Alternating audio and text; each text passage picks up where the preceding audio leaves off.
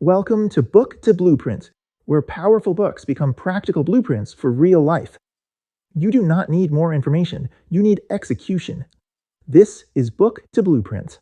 Today, we're not just going to talk about a book. We're handing you an actionable blueprint to put its lessons to work. This is your guide to implementing the mom test, designed so you can start using it the second this is over. Okay, let's jump right in. We've laid this out just like a blueprint.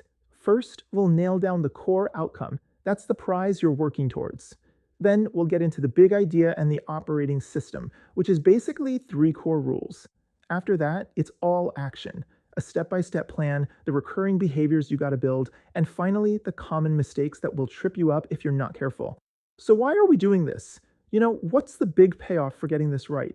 What is the one critical result you are going to get if you apply this blueprint correctly? It's really that simple, but man, is it powerful. The whole goal here is to learn the truth about your business idea before you sink your life savings, your precious time, and your team's energy into it. It's all about finding the truth so you don't build something that, if it vanished tomorrow, nobody would even notice. And make no mistake, the stakes are incredibly high. The author's first startup lost about this much money because they mistook fluffy compliments for real commitment from customers. So this isn't just some academic exercise. Getting this wrong leads to catastrophic, multi-million-dollar failures in the real world. All right, let's get to the central philosophy that makes this whole system work. It's a pretty simple shift in your mindset, but it changes absolutely everything. And here it is. It's called the mom test for a reason. Your mom loves you, right? So she is the most likely person on earth to lie to you to protect your feelings. These rules are specifically designed to get past those well-intentioned lies by taking your ego out of the conversation and just focusing on the cold, hard facts of your customer's life. This quote just nails the whole dynamic perfectly. It's not your job to tell people what their problem is, and it's definitely not their job to tell you what to build. Your only role is to become an expert on their problem, so that you can then make a visionary leap to the right solution. Okay, so let's look at the foundational principles. These are the 3 non-negotiable rules. Think of them like the operating system for every single good customer conversation you're ever going to have. These 3 rules are basically your shield against bad data. First, talking about their life, not your idea, stops you from fishing for compliments.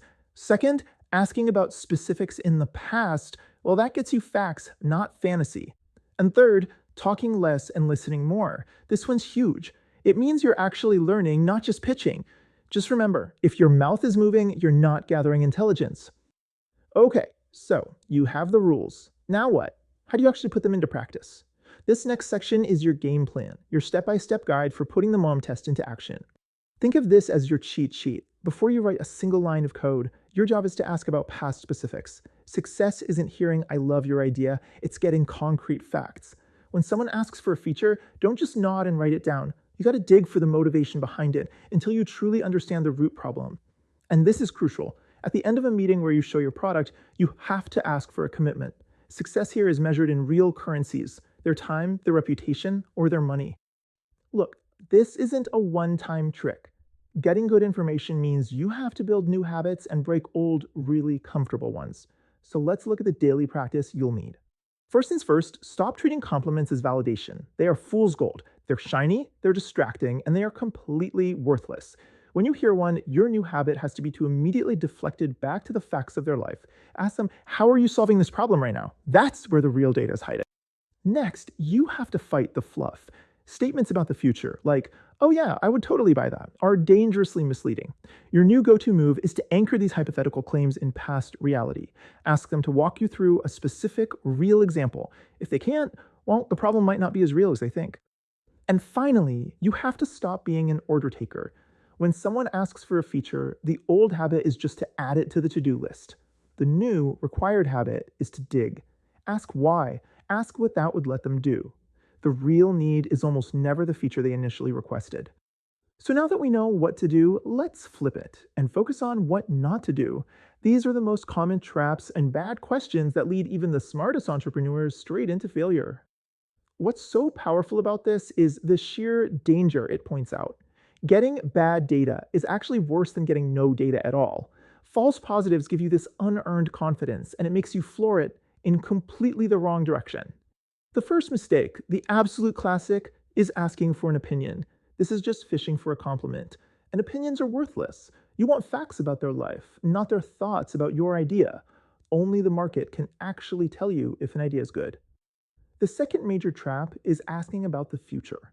This is a hypothetical question, and let's be honest, people are terrible at predicting their own behavior. They want to be nice, so they're going to tell you what you want to hear. The answer is almost always just an optimistic lie. And just throwing a number in there doesn't fix it. This is still a hypothetical question. Instead of asking what they would pay, find out what they are paying right now to solve this problem, maybe with some clumsy workarounds or other tools. Their current behavior. That's where the truth is. So, if there's one thing you take away from all this, let it be this. It all comes down to the questions you ask. Your questions are the tools you use to find the truth. Good questions get you facts and lead to a real business. Bad questions just get you compliments and lead to a failed one. This isn't just theory. Your very next conversation with a potential customer has the power to either save you a year of wasted work or send you down a dead end path fueled by nothing but false hope. It all hangs on one single thing. What will you ask? If you have a book in mind that should be added to our list, comment below. If this blueprint helped you, subscribe and build with us. We are doing this one book at a time. Remember, you do not attract what you want. You attract what you do. More blueprints are coming. Stay intentional, stay consistent. Now it is time to act and build.